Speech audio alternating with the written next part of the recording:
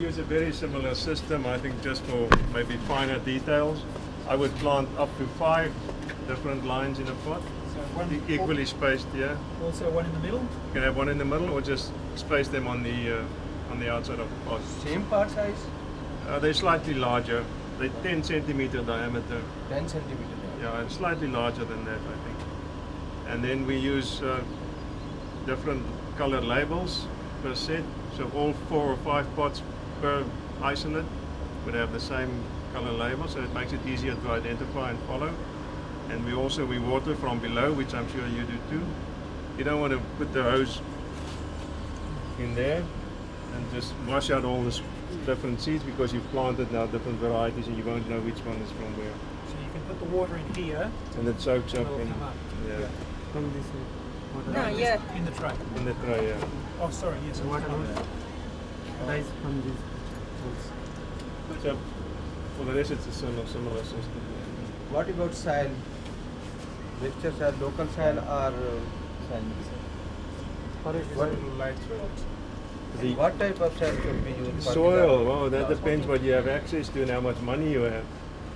Usually you have to stick with the what is locally available, but I'd like to add something that will improve the structure, something like peat or vermiculite, or just, if it's a very clay soil, it's not good, and if it's too sandy, it's also not good.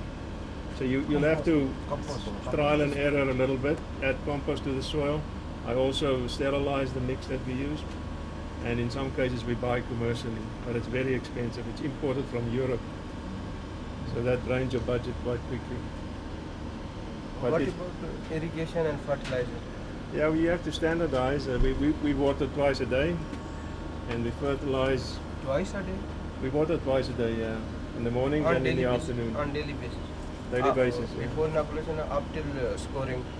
We seedlings are watered twice a day in our system. We have air-conditioned greenhouses, so there's a lot of evaporation, and it dries out quite quickly.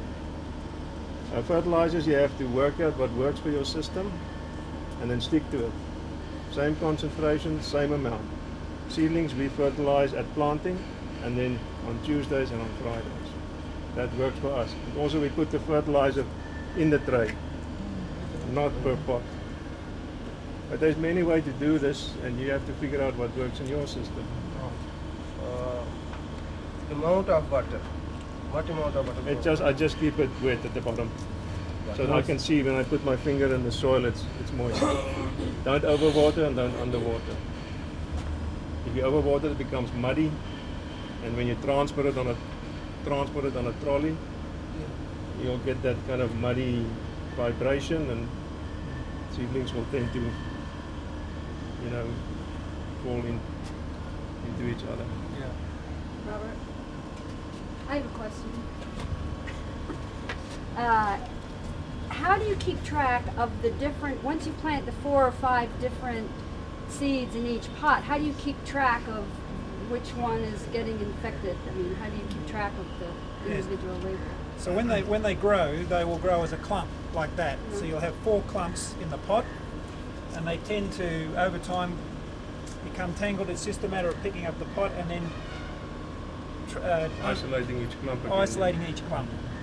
And then you just have a look at the first clump and score the infection type, then the next one, the next one, and the next one.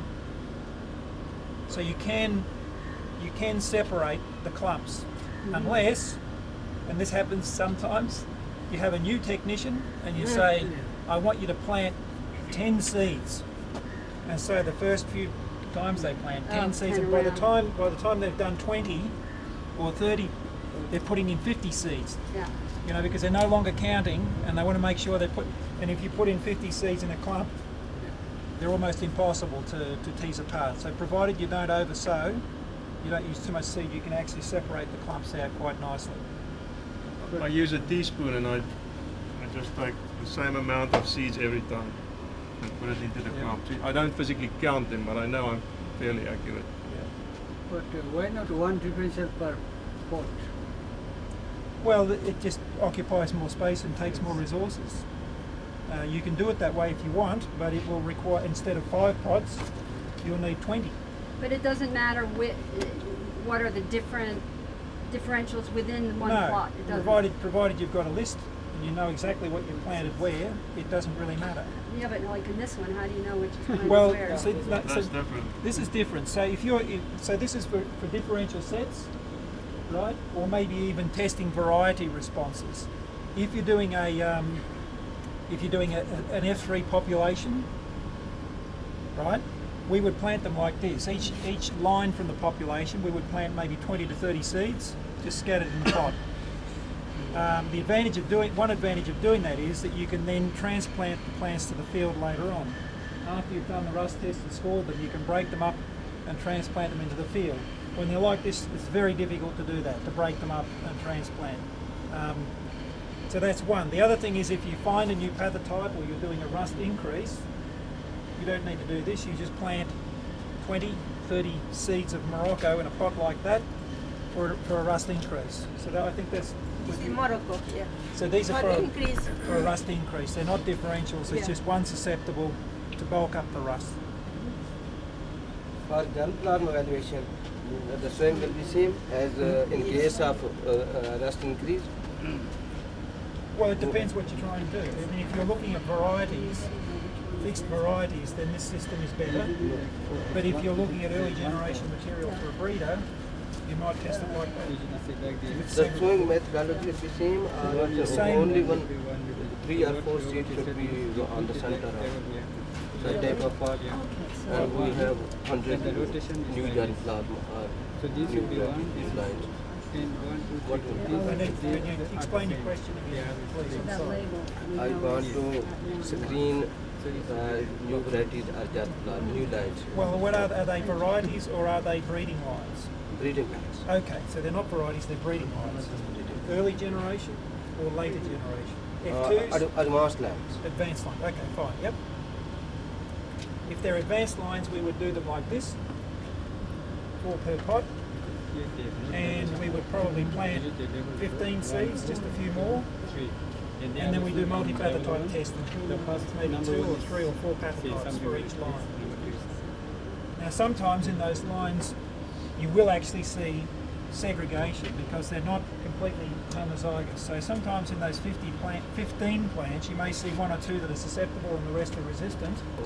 We record that by saying 12p 3 plus, comma 2p fleck. So the breeder then knows that that line is still segregated. Yeah. So if there are 2 different responses within a line, then we record both. We might count the number of plants and we separate that with a comma. 12p 3 plus, comma 2p fleck. But we plant them like in clumps. If we plant in the middle of one advanced line in one part and other in other parts and Yep. so on, in order to avoid the mixing and segregation. It's fine. It's no problem. But you're going to use a lot more resources, a lot more pots, and a lot more potting mix. If you have the resources, that's fine. It also depends what system you use for inoculation. I use the oil system, so I have 0.8 of a milliliter of inoculum per set. So if I have 10 pots, it's not going to work. I've got to, get it down to something that's usable and that I can uniformly spray with 0.8 of a mil, which is not a lot of inoculum. So you have to For stem rust, leaf rust, all of them, leaf rust, both? stem rust, and stripe rust. I mostly use the talcum powder Sure. with the 1 to 20 Yeah, ratio. that's just- different. That That's testing is very good. It depends what system you use. I mean, I would stress there are many different ways you can plant the material, right? Whether you're planting clumps or the kind of potting mix that you use, as Zach said before, it depends on your local system. You have to optimise that. But the 2 things you've got to remember: one is you have to have good, vigorous plants, healthy plants. If they look yellow and they're dying and that, the rust is not going to be happy. So the plants have to be really healthy and vigorous. That's the first thing. The second thing is you've got to watch the possibility of contamination, background contamination. Everything else, I think, whether you plant as a clump or that's for you to work out in your local system with your local resources. Is that everything, Zach, do you think? important thing is to keep track what goes where, Oh yeah.